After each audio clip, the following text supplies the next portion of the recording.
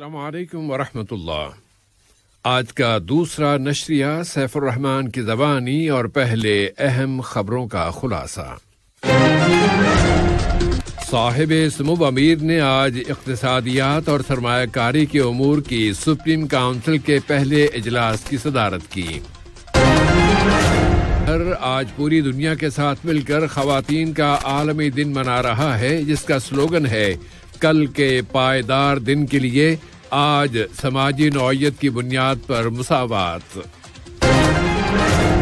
امریکہ نے افغانستان میں قطری کوششوں کو ایک مرتبہ پھر بہت قیمتی بتایا ہے۔ اور پرامن گزرگاہوں کے بارے میں روس اور یوکرین کے درمیان الزامات کا تبادلہ، ویسٹ کی جانب سے یہ اشارہ کہ روسی تیل اور گیس پر پابندیاں عائد کر دی جائیں گی اور اس پر پوٹن کی طرف سے تنبیہ۔ یہ تھا اہم خبروں کا خلاصہ، اور اب پیش خدمت ہے ریڈیو قطر سے آج کا دوسرا مفصل نشریہ۔ بسم اللہ الرحمن الرحیم۔ ملک کے امیر اور سپریم کونسل برائے امور اقتصادیات اور سرمایہ کاری کے صدر صاحب سمو شیخ تمیم بن حمد آل ثانی نے آج سن 2022 کے لیے اس کونسل کے پہلے اجلاس کی صدارت کی۔ دیوان امیری میں منعقد ہونے والے اس اجلاس میں نائب امیر اور کونسل کے نائب صدر شیخ عبداللہ بن حمد آل ثانی، وزیر اعظم و وزیر داخلہ و کونسل کے رکن شیخ خالد بن خلیفہ بن عبدالعزیز آل ثانی اور کونسل کے ممبران بھی شریک ہوئے۔ اجلاس میں سن 2021 کے لیے اس کونسل کے چوتھے اجلاس میں کیے جانے والے فیصلوں اور سفارشات اور منصوبوں کے فالو اپ کی رپورٹ کا جائزہ لیا گیا۔ کونسل نے ملک میں اولین اہمیت کے اقتصادی امور کو نافذ کرنے کے وسائل پر بھی بحث کی اور ان کے بارے میں مناسب فیصلے کیے۔ اس کے علاوہ کونسل نے مالیات اور بینکوں کی ٹیکنالوجی کی آفر، ملک کے صنعتی شعبے کی اسٹریٹجی کی آفر اور فری زونز کی اتھارٹی اور سرمایہ کاری کی ترویج کی ایجنسی کے تازہ ترین حالات کا جائزہ لیا۔ اس کونسل نے اس اجلاس میں اس کے ایجنڈے میں شامل دوسرے موضوعات پر بھی گفتگو کرتے ہوئے ان کے بارے میں مناسب فیصلے کیے۔ خواتین کے عالمی دن کے موقع پر سماجی ترقی و فیملی کی وزیر محترمہ مریم بنت علی بن ناصر المسند نے کہا ہے کہ قطر نے قطری خواتین کی شرکت کے آپشنز میں توسیع کر دی ہے اور اس نے مساوات اور ترقیاتی حکمت عملیوں کے قومی تصور کے مطابق روزگار کے مواقع میں برابری کے مسائل کو خصوصی اہمیت دی ہے۔ انہوں نے کہا کہ قطر نے عالمی سطح پر ترقیاتی ایوریج میں نمایاں پوزیشنیں حاصل کی ہیں اور یہ ترقی جامع، متوازن اور عدل و انصاف پر مبنی ہے۔ اس ترقی کا اصل ہدف انسان ہے، جس کی بنا پر قطری خواتین مختلف شعبوں میں جاری اٹھان میں مردوں کے ساتھ شریک ہیں۔ ملک کے اسٹیٹ ویژن میں خواتین کے مقام اور انہیں قطر میں حاصل حقوق خواتین کی متعدد اچیومنٹس میں بہت نمایاں نظر آتے ہیں۔ اس سال خواتین کے عالمی دن کا شعار اور سلوگن رکھا گیا ہے کہ کل کے پائیدار دن کے لیے آج سماجی نوعیت کی بنیاد پر مساوات۔ اس طرح اس شعار میں دنیا بھر کی خواتین اور لڑکیوں کی پارٹیسپیشن اور حصے کا اعتراف کیا گیا ہے، جو وہ ترقیاتی سفر کو آگے بڑھانے میں لے رہی ہیں۔ وزیر مملکت برائے امور توانائی انجینئر سعد بن شریدہ الکعبی نے امریکی ریاست ٹیکساس کے شہر ہیوسٹن میں موسمیاتی امور کے لیے امریکی پریزیڈنسی کے خصوصی ایلچی جناب جان کیری کے ساتھ ملاقات کی ہے۔ اس ملاقات میں موسمیات سے متعلقہ شعبوں میں تعاون کو فروغ دینے کے وسائل اور متعدد مسائل پر بات چیت کی گئی۔ دوحہ میں ہی معاون وزیر خارجہ محترمہ لولوا بنت راشد الخاطر سے افغان شہریوں کی دوبارہ آباد کاری کی کوششوں کی کوارڈینیٹر سفیرہ الزبتھ جانس نے ملاقات کی، جس میں افغانستان کے موجودہ حالات، افغان شہریوں کی دوبارہ آباد کاری اور قطر کی جانب سے افغان بھائیوں کی میزبانی کے امور کا جائزہ لیا گیا۔ امریکی کوارڈینیٹر نے افغان بھائیوں کی عبوری رہائش گاہوں کا بھی دورہ کیا۔ قطر ان بھائیوں کی عبوری میزبانی کر رہا ہے تاکہ وہ اپنی آخری منزل پر نہیں پہنچ جاتے۔ انہوں نے ان لوگوں کے حالات اور انہیں فراہم کی جانے والی سروسز کا بھی جائزہ لیا۔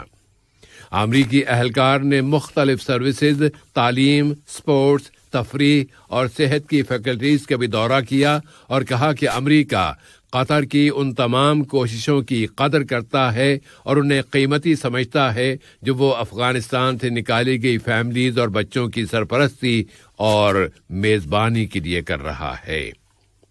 افغانستان میں امن و استحکام کی قطری کوششوں اور خواہش کے بعد اب سوڈان کے امن و استحکام کی طرف چلتے ہیں۔ قطر نے سوڈان کے تمام فریقوں سے ایک مرتبہ پھر اپیل کی ہے کہ وہ مزید کوششیں کرتے ہوئے حکمت و دانش مندی کی آواز اور قومی ارادے کو فوقیت دلائیں تاکہ مطلوبہ سیاسی اتفاق رائے ہو جائے اور وہ کسی ایسے مشترکہ متن تک پہنچ جائیں جو سوڈانی عوام کے تمام حصوں کی نمائندگی کرتا ہو۔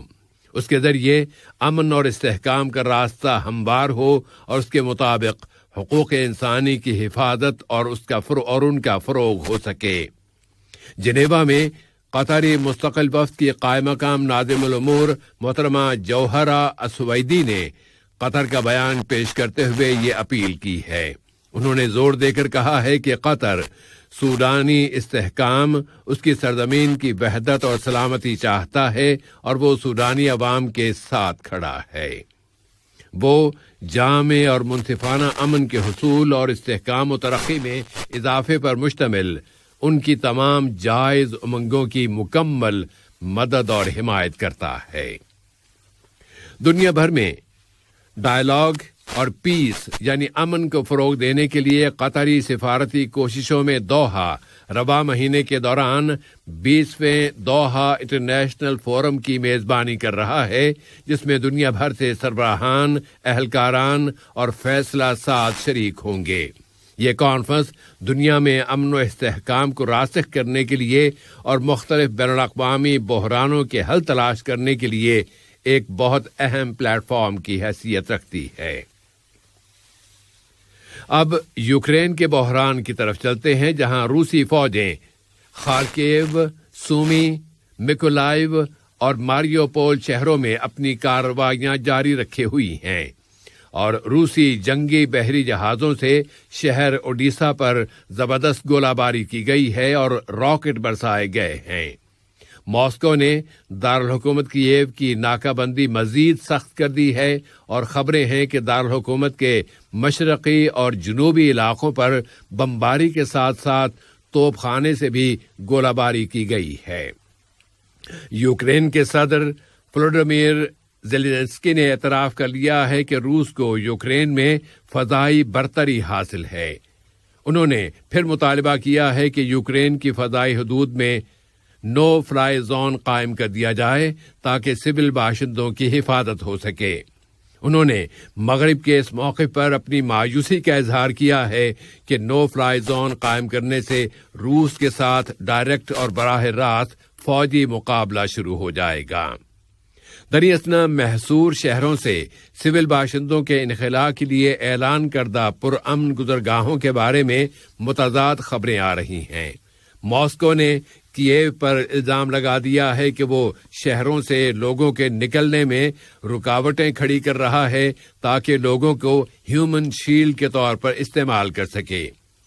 یوکرین کا کہنا ہے کہ شہریوں کے انخلاء میں ناکامی کی وجہ یہ ہے کہ روسی فوجوں نے اعلان کردہ گزرگاہوں پر بمباری کر دی ہے۔ شہریوں کے انخلاء میں ناکامی کی وجہ سے ہی سلامتی کونسل میں امریکہ اور روس کے درمیان بحث چھڑ گئی ہے۔ اقوام متحدہ نے اعلان کیا ہے کہ روسی فوجی کارروائیاں شروع ہو جانے کے بعد سے 2 ہفتوں سے بھی کم مدت کے اندر اندر یوکرینی پناہ گزینوں کی تعداد اب 2 ملین سے زیادہ ہو گئی ہے۔ امریکی وزیر خارجہ اینٹونی بلنکن نے کہا ہے کہ امریکہ اور اس کے اتحادی یوکرین کی ضروری مدد جاری رکھیں گے۔ انہوں نے عہد کیا ہے کہ ماسکو پر دباؤ جاری رکھا جائے گا۔ امریکہ کی جانب سے مزید پابندیاں لگائے جانے کے عہد کے دوران امریکی صدر جو بائیڈن متعدد یورپی قائدین کے ساتھ مناقشے اور بات چیت کر رہے ہیں، اور اس میں توجہ اس امر پر مرکوز کی گئی ہے کہ روسی تیل اور گیس پر پابندیاں لگانے کے کیا امکانات ہیں۔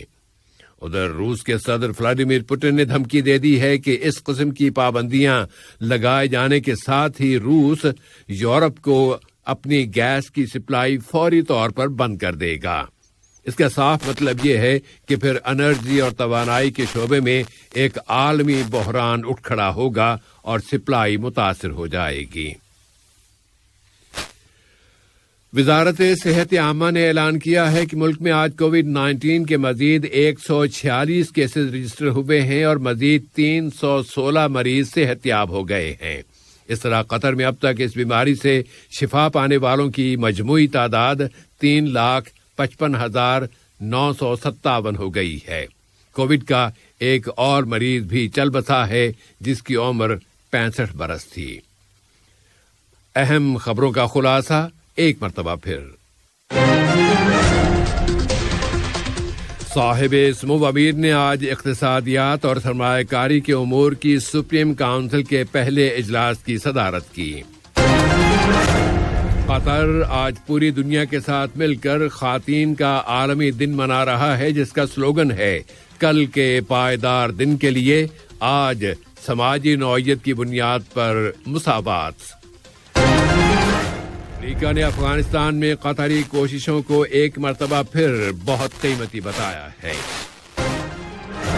اور پرامن گزرگاہوں کے بارے میں روس اور یوکرین کے درمیان الزامات کا تبادلہ، ویسٹ کی جانب سے یہ اشارہ کہ روسی تیل اور گیس پر پابندیاں عائد کر دی جائیں گی اور اس پر پوٹن کی طرف سے تنبیہ۔